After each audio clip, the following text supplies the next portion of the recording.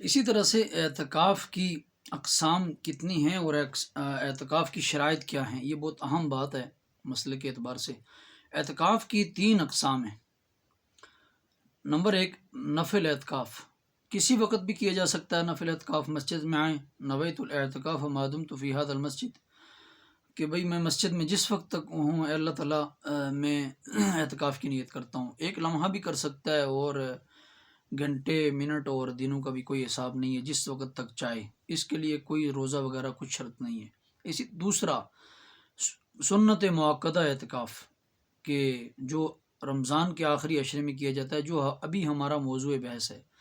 تیسرا اعتکاف جو واجب ہے، یعنی کسی نے منت مانی کہ میرا یہ کام ہو گیا یا میں اس مصیبت آفت سے بچ گیا، کسی بھی اعتبار سے اس نے نیت کی کہ جی میں پھر اتنا اعتکاف کروں گا، اور وہ جتنا نیت کرے گا وہ بھی ایک دن سے کم نہیں ہے، اور اس کے لیے بھی روزہ شرط ہے۔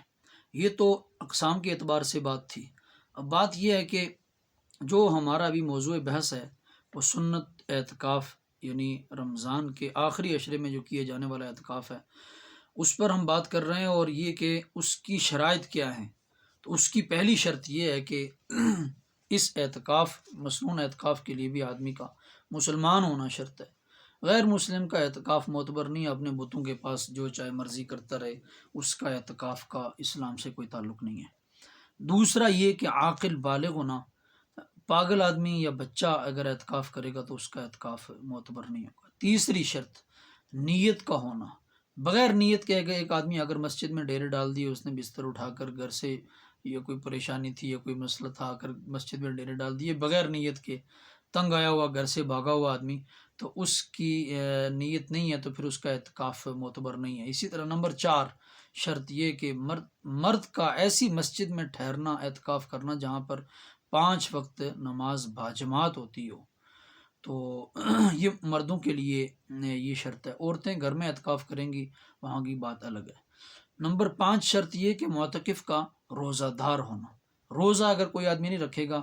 یہ یاد رکھیں کہ بعض حضرات نے بچہ ہونے کی شرط نہیں لگائی ہے، یعنی بالغ ہونے کی شرط نہیں لگائی، تو یاد رکھیں کہ بعض فتاوی جات میں بالغ ہونے کی شرط ہے، اور یہ شرط زیادہ معتبر بھی سمجھی جاتی ہے، اس لیے کہ ایک آدمی بچہ ہے اور اگر وہ روزہ نہیں رکھتا یا کوئی اور ایسی غلطیاں کرتا ہے تو یقیناً پھر اس کا اعتکاف بھی ٹھیک نہیں ہوگا۔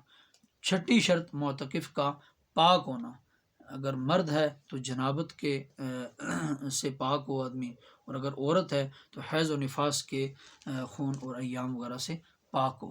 تو یہ شرائط تھی، ان سب شرائط کا پایا جانا ضروری ہے، اور ان شرائط کو دیکھ لیا جائے، سمجھ لیا جائے کہ یہ شرائط ہمارے اندر پائی جا رہی ہیں کہ نہیں۔ ایسا نہ ہو کہ کوئی شرط مفقود ہو اور ہمارا اعتکاف صحیح نہ ہو۔